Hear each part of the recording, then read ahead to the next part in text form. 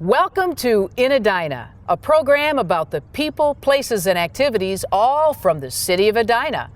I'm your host, Lillian McDonald. We bring you this broadcast from the Great Minnesota Get-Together on the State Fairgrounds here in St. Paul. And joining us to talk about the fabulous fair this year is Marketing and Communications Manager Brienna Schuette. Welcome to In Edina. Thanks for coming out to the fairgrounds, Lillian. Yeah, it's my pleasure. I'll tell you what, you are getting everything ready in gear. You're mowing the yard, you're putting new light bulbs in, cleaning up the place. It looks great. Yeah, we're putting all the finishing touches on everything, lots of construction going on, all of the little final touches before the fair begins. And of course, you do a check to be sure that the grounds are in great shape every day throughout the fair. Absolutely. We have a team of hundreds of folks that work really hard to keep the grounds clean every single day. Oh, you've got lots of exciting events going on this year, and it's a big deal for folks from Edina as well. We'll talk about Edina's connection to the fair in a moment, but first, let's just look at the background. You get lots of fair growers here, not just from Edina, but from all over. We do. Minnesotans are extremely loyal to their state fair, and we're so grateful for that. But on any given day, we have probably between 90 and 230,000 people on the fairgrounds, which is pretty amazing. That attendance rivals the daily attendance of Disney World, if you can believe it. Wow, that's huge. So yeah, very loyal fair fans here in Minnesota, and actually 2009 was our record year, more people than ever before at the state fair, and 2010 was a close runner-up. So we'll see what we can do this year. And rain or shine, the fair goes on Absolutely. Day and night, and it's a good time for folks of all ages. Some will come for the whole 12-day run, which starts end of August through Labor Day, right? Yep, it's the 12 days leading up to and through Labor Day. Okay, great. So what are the new attractions this year? Well, we've got a couple of new attractions here on the fairgrounds that I'd really recommend people check out. On the north end, we have the Giant Sing-Along, and this is actually an art installation that was created by two artists from Montreal, and basically what we're inviting people to do, sort of in the spirit of the Great Minnesota Get-Together, is do something together, and that is to sing in unison. And so there will be a field of 36 microphones, and 3 people can share each microphone, and they'll sing karaoke style to songs that are on a screen that have been chosen by State Fair fans. Oh my goodness, here's your chance to belt it out in front of a crowd. Exactly, and even if you're not a great singer, there's an auto-tuning feature, so the software will make you sound great no matter what. Hey, that's awesome. So yeah, and the other attraction that is just going to be really fun down near Heritage Square is Doggies of the Wild West. And this is actually a frontier-themed dog show. They're rescue dogs from around the country, and they are trained to perform this Wild West stunt show. Oh, that's neat. 3 times every day, and both attractions are free. And those are new this year. And of course, you're on the backdrop of all the great attractions that are here, whether it's food, fun, local acts on the stages as well, all the way to the grandstand acts. Who's the hot grandstand ticket this year? Oh gosh, the really hot tickets are Def Leppard and Toby Keith, but we've got so much variety in the grandstand this year, really something for everyone. We've got a Happy Together tour, which is some bands from the 1960s. We've got Train and Maroon 5 coming with Matt Nathanson. We've got a hard rock show called Carnival of Madness. There's a Prairie Home Companion's going to be here. Again, just something for everyone. Great variety. And some local acts as well. If you're not into the grandstand, you can hang around some of the local band stages here, right? With your admission, you get so much for free. There are so many local acts on our free stages all around the grounds, and those are happening all day, every day. And then there are even some big name acts locally. Tapes and Tapes, Morris Day and the Time, Ricky Skaggs is going to be here on the Bandshell Tonight series. Now everybody, well, not everybody, but a lot of people like to eat their way through the fair, right? Yeah. What's the new food this year? Well, we've got a couple dozen new foods this year, but couple highlights then. Yeah, a few highlights. A couple that I'm looking forward to trying, the sweet corn ice cream, which is at the Blue Moon Dine-In Theater. Wow. It's a sweet cream ice cream. with Minnesota sweet corn, kind of Dabbled in intermingled, there. yes. And then you can choose a bacon caramel dipping sauce or a blueberry topping That as well. sounds really good. Yeah. Wow. Lots of food. You'll have to come to check it out. The value is there too. Gates open at what time? Gates open at 6 a.m. So if you're an early riser, the fair's here for you. Wow. And then they close at? Close at midnight. And of course, rides in the midway. Rides in the midway are open from 10 until midnight. Wow. So something for everyone. Absolutely. Now, the Edina connection, there are many. Number one is the very cheap shuttle from Southdale Mall, right? Yeah, absolutely.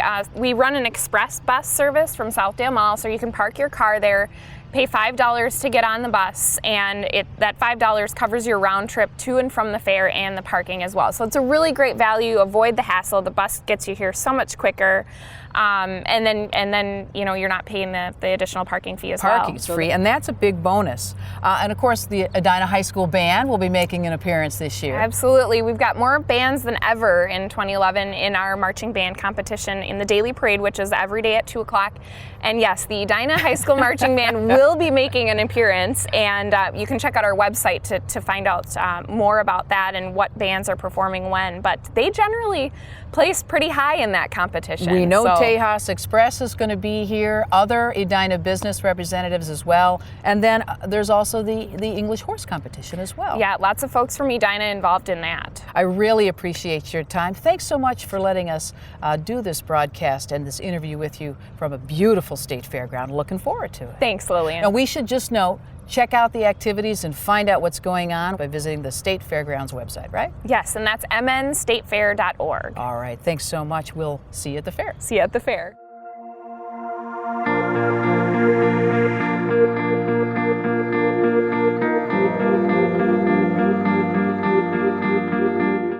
When you go to the State Fair, be sure to bring your appetite, because no doubt there'll be plenty of goodies to consume right out here at the State Fairgrounds. And joining us to talk about just one of the many places you can fill your appetite is Wayne Kostroski from Cuisine Concepts. Welcome. Well, good morning. Nice to be here. Yeah, thank you very much for joining us on In Edina. And of course, you're famous for Tejas Express. Formerly in Edina, the Tejas restaurant left a couple years ago, but folks can still get their fill at the fair from Tejas Express, right? You know, there are memories from Tejas. Been around for a long time, and it's been 2 years since we've been in downtown Edina, but we've been at the State Fair for 13 years, and there are little tastes of the menu still left over here all those years. So people like to come out and, if nothing else, reminisce, but they like to enjoy the food for sure. And there's plenty of things from Tejas Express as well. But before we jump into what's on the menu, tell us a little bit about Cuisine Concepts.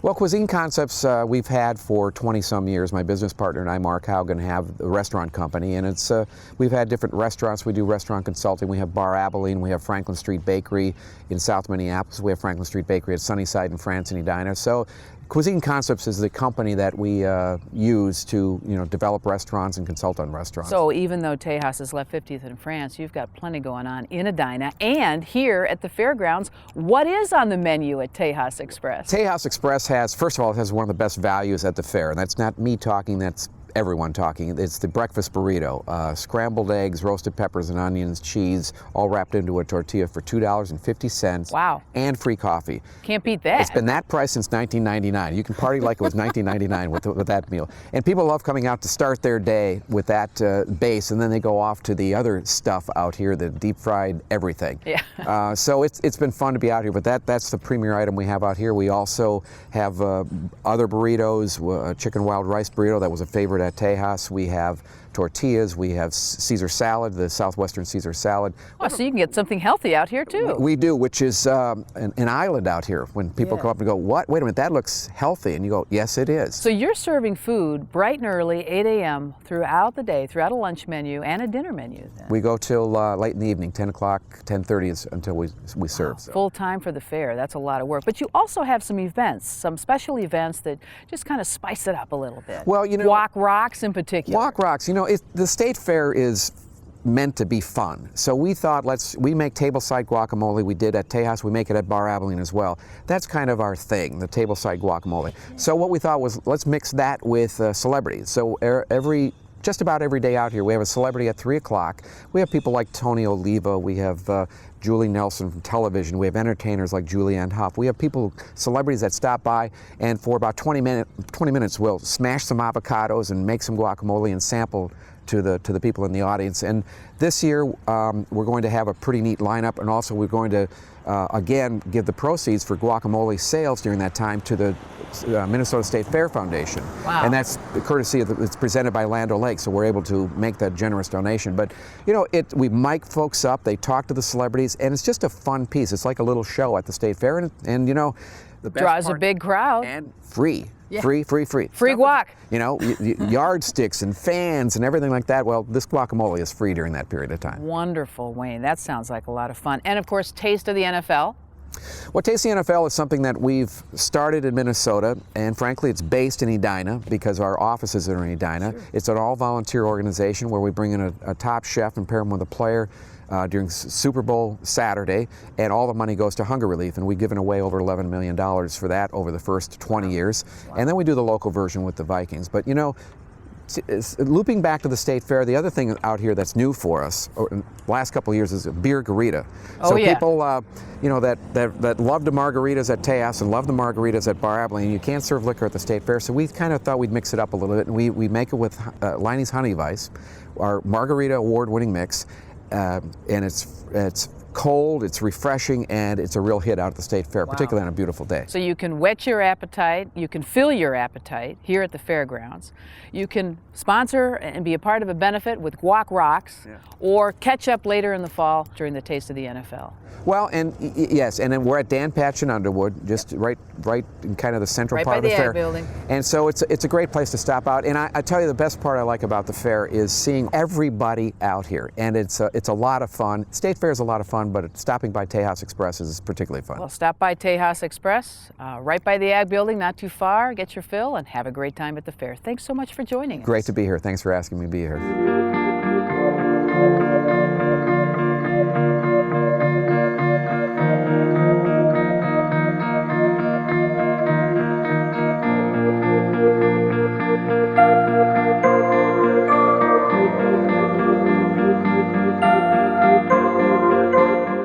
The first official event kicking off Minnesota State Fair is the coronation of Princess K of the Milky Way. And joining us is 210's Princess, Katie Miron. Congratulations. Oh, thank you. Almost to the end of a one-year exciting opportunity as Princess K of the Milky Way. Is this really a big deal in Minnesota? Princess K is an icon in Minnesota, and I was honored to have the opportunity to represent Minnesota's over 4,000 dairy farmers as Princess K of the Milky Way, and I've had a wonderful year doing that. You must be really excited. I mean, what you been doing all year? Lots of speeches, right? Yep. I've gone to a lot of schools, given a lot of speeches at conventions. I've helped build a playground this year. Anything and everything that has a connection to the dairy industry, I've been there. So. And that's really kind of your job, is to create the connection between dairy producers and consumers. Exactly. I think you'd be hard pressed to find a fridge without a stick of cheese or a gallon of milk or, you know, some other dairy product. So you're going all around the state of Minnesota because you're the official princess for the entire state, right? Yes, I've been all over. I was in Winona, I was in Blue Earth, I was 8 miles from the Iowa border, then I went up to Bemidji, I've been to Wilmer and Annandale, everywhere. Now the criteria, what's the criteria for you to become Princess K of the Milky Way? Well, you have to have either lived on a dairy farm, worked on a dairy farm, or if your parents have worked on a dairy farm, then you're eligible to become Princess K of the Milky Way. And you also have to have graduated from high school. Then, of course, there's a competitive process, some speeches you have to give, some media interviews, and then some judges officially pick the princess, and she receives her beautiful crown the night before the fair, and we're off. Exactly. In the month of August. Yep, 12 wonderful days all strung together, and the fair is the exciting beginning to a great year. Now, you've talked about the connection between producers and consumers of dairy products, but what are some of the famous questions that you always get? You always get asked if chocolate milk comes from brown cows, always. Younger audiences, I hope. Generally. But really, because so few people have actually met a farmer, the age of the person doesn't necessarily indicate what kind of question they're going to ask. 54% of Minnesotans have never met a farmer. And that's more than half. That's a lot. That's just a farmer. Most people are 3 generations or more removed from the farm. So you can't even go and visit Grandma and Grandpa's farm anymore. Right. And so it's my job to let people know that dairy farmers are taking care of their animals, they're taking care of the land, and in the end, they're hoping to produce a wholesome and nutritious product for everyone to consume. Wonderful. And that's an important message that makes your job all the more important as you give speeches and talk to people as Princess K of the Milky Way. Are there other roles like this in other states, or is just Minnesota? Actually, North Dakota and South Dakota both have a princess, and of course, Wisconsin has their Alice in Dairyland. But the people of Minnesota and the dairy farmers of Minnesota have really made Princess K what she is today. I'm the 57th Princess K of the Milky Way, so it's been going on for a long, long time, and it's a wonderful tradition here in Minnesota. And the 58th will be crowned right before the fair kicks off this year. Katie, I know you're taking classes at the University of Minnesota. A couple more years to go, right? Yep, I'll be entering my junior year at the University of Minnesota this fall, majoring in agricultural education. So even when I'm finished being Princess K, I'll continue to advocate for the agricultural industry and spread that message. You've been a great representative and a great princess, and thank you so much for teaching us about the importance of dairy producers here in Minnesota. Good luck to you in school. Thank you.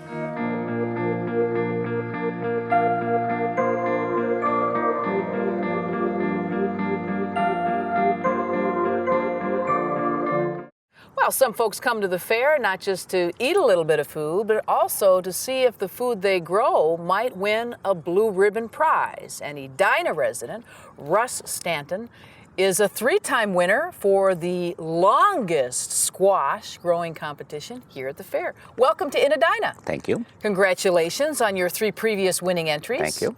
This is a big deal, 2006, 2007, and 2010. And you wouldn't think just growing vegetables and winning a prize would be a big deal, but when you find out that the squash you grew is more than 6 feet long? A little bit more than 6 feet long. That's incredible. Correct. Wow, what kind of squash is it? It's an opal squash. It comes from Africa and South Asia. They grow a lot of them. First of all, why enter squash in a competition at the fair in the first place? Is it just because you knew this was going to be more than 6 feet long and you thought nobody could top this, or what?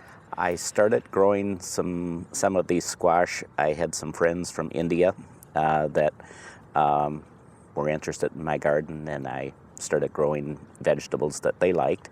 And I was at the state fair and I saw this contest for the longest squash, and I said, well, mine are a lot longer than that. And so the next year I entered, and I've entered 3 times and got first place each time. That's incredible. Now, what's the exact measurement of the most recent prize you won for longest squash? It was 6 feet 1/2 inch. 6 feet? Not counting the stem. Not counting the stem. And you're an average gardener by yourself, right? Yes. Mm-hmm. So it's not just squash, but... Oh, no, I grow tomatoes and potatoes and eggplant and all of the normal things, but I sometimes experiment with a few other things. So you knew you would win the competition, or at least top the other prizes. You have an entry again this year, right? I plan to. Okay. I always have to wait till the last day before the fair before I know whether they're large enough to enter, but is there a minimum criteria? No, but sometimes the seasons vary, and sometimes the squash just aren't ready the day that I want to enter. Get ready to enter it. What are your secrets? You must have some secrets for developing the longest. Well, part of it is squash. the Edina soil, of course. Of course, it's the Edina soil. Probably the richest soil, right? It's got black, great ingredients, right? That's right. There's 3 or 4 things I do. One is the fact that the plant comes from an equatorial area, and I'm growing it in a temperate area. We get this is counterintuitive, but we get far more sunlight during the growing season than they do near the equator. Yeah. And so plants grow much faster and much larger here. So more sunlight. More sunlight. What's the second ingredient? More water. It's a very water-based kind of vegetable. So you should have a really good growing year this correct. year. Okay. And then I grow the plants up. I use some netting, and I grow them over the top of my sumac trees so that they hang down. So you're actually stretching this thing. Yes, yes. The weight of the plant and the fact that it has somewhat of a watery consistency to it, it actually gets stretched by gravity. Wow. And then, last but not least, all gardeners should prune, right? Yes. What I tend to do is when I identify a squash that's getting kind of large, I will pick off all the other blossoms and squash so that the energy goes into that one. Now, the first prize is a blue ribbon, right? Yes. Okay. My question is, how good eaten is it? I mean, does it taste as good, or do you lose some flavor when it's 6 feet long? I have a lot of friends from India and South Asia, and they really love it. To me, it's a little bit bland, but what they use it as is basically a stock, and they add a lot of spices, and they can make it taste wonderfully. But you can get a lot of dishes out of a 6 foot long squash. Correct, That's correct. huge. Yes. Well, congratulations. It's a lot of fun, too, isn't it? It is. I can tell you enjoy gardening. That's why I do it. So. Yeah. Well, good luck this year. Thank you. And thanks for joining us on Edina. Okay, appreciate it.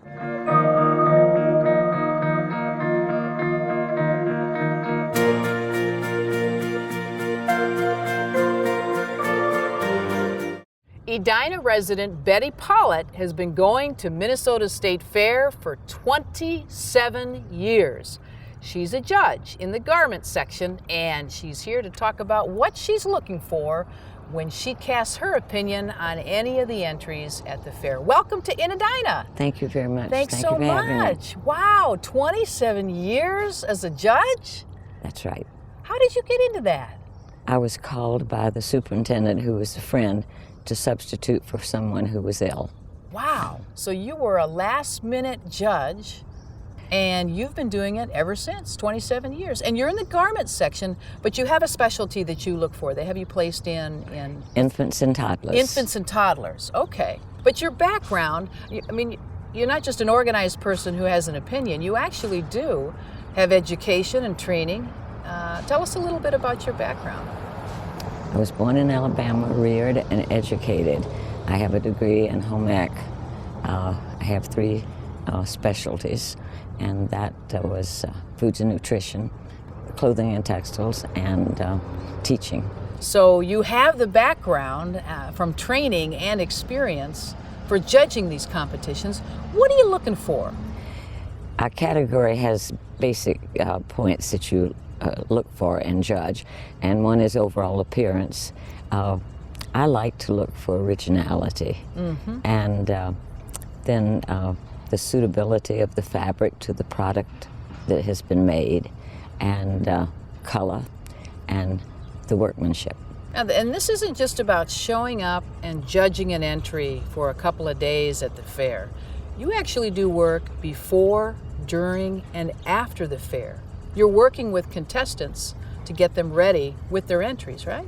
That's right. They bring them in, and we assign them a number and all of their entries, and they can bring up to 25 entries. Per person, per contestant? But not us all in the same category. Okay, so 25 entries sprinkled across lots of different categories. That's right. Wow. And we take their entries, and then we have college kids who come and set up by lot numbers. That's what we have like sweaters, knitted. So you get everything organized, and then you go out and you look around and you make your criteria. And then after the fair and after the winners have been chosen, there's processing of all the contestants. What makes a good contestant? After 27 years, I bet you have some advice. One who is not offended by having a product or one of their entries rejected, I think. Oh, yeah, because you're learning something too, as someone who's creating some products for a contest. How many judges are there? Between 18 and 20. Okay, so if folks want to be a judge, they do have to have some skill and experience in the category. Do you just apply at the fair? That's right. All right, Betty, thank you so much for 27 years of expertise and many, many more. We'll see you at the fair this year. Yes, we will. We'll be there.